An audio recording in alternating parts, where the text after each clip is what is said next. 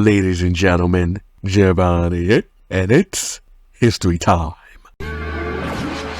Alice's story is about Juneteenth. Well, on a test, she had to either answer 1863, or when the slaves got freed, or 1865, where the rest of the slaves got freed. Throughout the episode, she was really struggling to answer which one, but she went with 1863. Everyone was proud of her, as people should know about this part of history. She even said earlier in the episode that some things are better than grades, which sparked a little controversy amongst her fellow classmates. I'll tell you, I never knew about this until this episode. And if I did know about this before, I forgot. I always known about 1863. Either way, 1863 or 1865 are not wrong though. Now let me talk about some other things that happened during this plot. Number 1, 2 new characters are introduced. Bree and the teacher named Miss Paddle, who has anxiety. I tried to think of what that So Raven character came to mind with Bree, but I couldn't find one. As for the teacher, I prefer Nicole Sullivan's teacher, Miss Liza.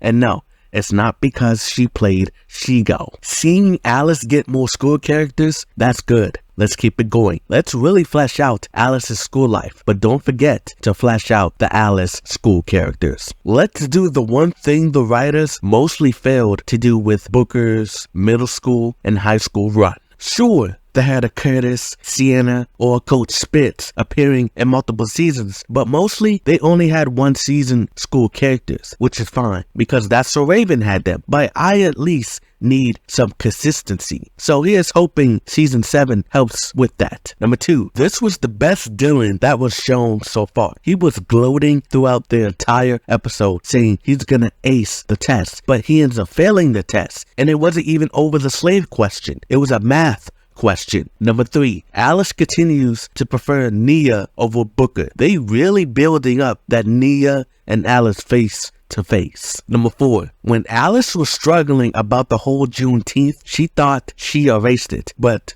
it was a bad dream, and when she woke up, you would see Alice's room for the first time. But it's still unclear if it's Corey's room or another bedroom in the house. See what I did there? If it's Corey's room, the bunk beds are definitely gone. Number 5, Alice's portion of the episode reminded me of True Colors from That's So Raven. And I'm not talking about Raven's portion and the whole racism thing. I'm talking about Corey's portion, about him learning what African American history was contributing in life. Now, let's go on to the Booker plot.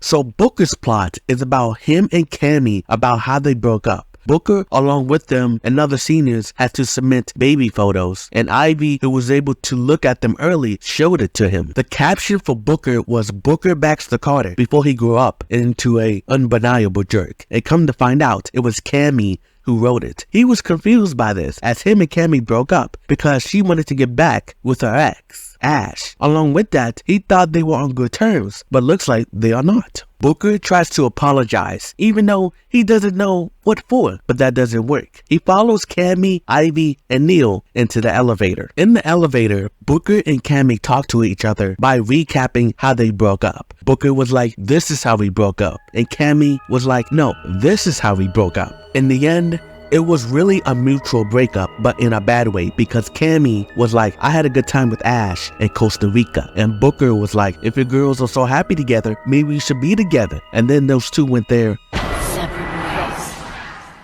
So you can say they misremembered what happened. Cami was like, "You're right," because Raven came in and stuck her nose in their business. They are able to get out of the elevator because it's fixed by Bernice. Once out and making up, Cami said she was mad because she's never been ducked before, and Booker was clueless on what happened. So they decide to say they are even. Cami tells Booker she was never going to post that baby photo caption. She just wanted Booker to sweat and be scared, and he tells her it worked. Booker tries to tell Cami to change the caption to "Booker Baxter Carter, the one who got away," along with other suggestions, but they didn't work, as Cami says, "I'll come up with something," and the episode ends. Now let me talk about some other things. Number 1, I just wanted to post this clip. 40 years, that's all I'm saying.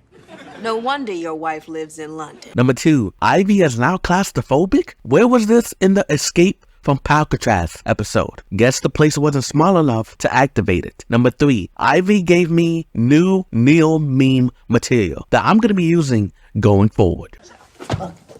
Stop talking. Number 4, with Cami being the editor of the yearbook staff, for a second, I thought this was the school newspaper editor. The last person that was in charge of that was Miss Valentine. I guess I was looking for some kind of connection there. Number 5, with Booker and Cami settling on being friends, they are moving forward with Booker and Zora being a couple. And I'm gonna tell you, I don't like that. Not one bit.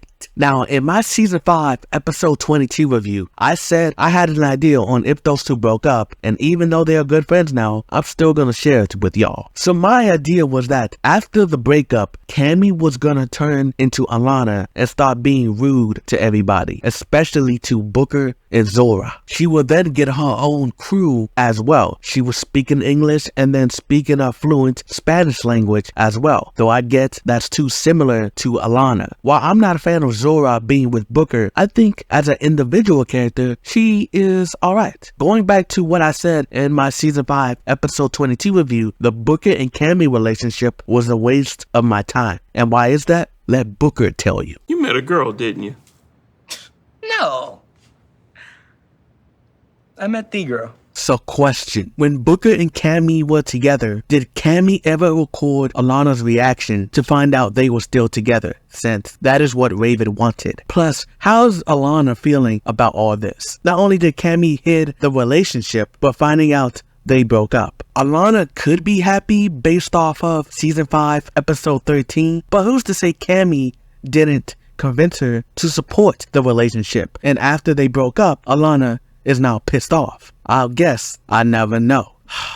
I can't believe we went through all of that with Cami being the reason for Booker staying, going to prom, getting a car, etc. It makes me want to blame Marissa for this, but at the same time, I don't want to blame her because, as I said in the past, she wanted to focus on school, so it's understandable and justified. I could blame the writers. They could have kept them together even though Cami is not there, and as you saw in the back half of season 5, they had to make these excuses of why Cami was not there. So it would have got annoying with some fans, including myself, saying, "Where's Cami?" every episode. So in reality, I don't want to blame nobody. Marissa wanted to leave, and the writers had to deal with the after effects. I will say, if Marissa stayed on full time as Cami, there would be no Zora character. Dylan would have remained an only child. If one of the fans or even the writers want to tell me that, oh, we were always planning to break them up, even if Marissa stayed on full time, I don't know if I'm going to buy that. Look, I get in other TV shows like How I Met Your Mother, Ted would say he found the one, but would continue on to have further relationships after saying this particular person was the one. I just felt like the Booker and Cami were the endgame. Zora has a high mountain to climb. One last thing, I've been seeing recently all over social media that people would rather have Booker and Tess get together. She would be better for him than Cami and Zora. And what I have to say to that is, if they ever had gotten together, it would have only been for a short time. It would have been like Seti from iCarly. Booker and Tess will have a 5-story dating arc, then at the end they break up and say, we're better off as best friends anyway. That's all I can see for them. But let me know if there's any Booker and Tess shippers in the comment section. And with that, I've given the episode a 7 out of 10. But with that being said, get your fingers up, then put them down to type on the keyboard to learn about Juneteenth and other history facts. And then get your fingers back up and say it with me. Bye.